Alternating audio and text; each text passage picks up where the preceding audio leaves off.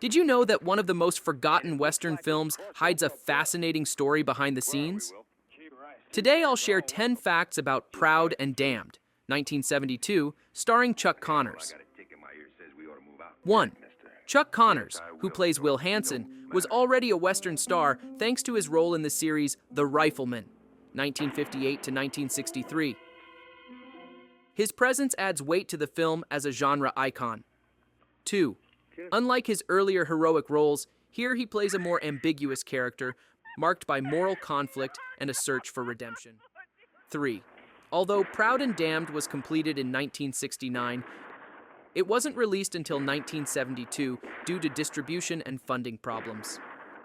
It sat on the shelf for 3 years before reaching audiences. 4. It was produced on a low budget by Fima Novak, forcing the team to get creative with limited resources, from sets to extras.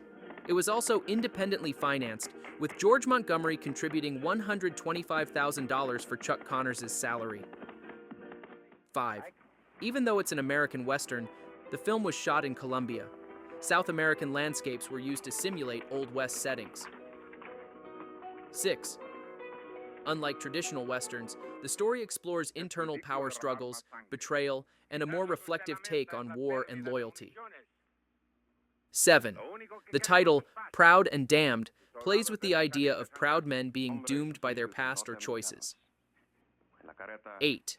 The film is part of the so-called Twilight Westerns, darker and more realistic stories that mark the end of the cowboy myth. 9. The soundtrack enhances the film's tragic tone, especially during scenes of tension and death. 10. The ending is one of the most impactful moments. While somewhat predictable, it delivers a brutal and pessimistic conclusion, typical of late-period Westerns. Did you already know this film? Which of these facts surprised you the most? Let me know in the comments. And if you love classic Westerns, this is your channel.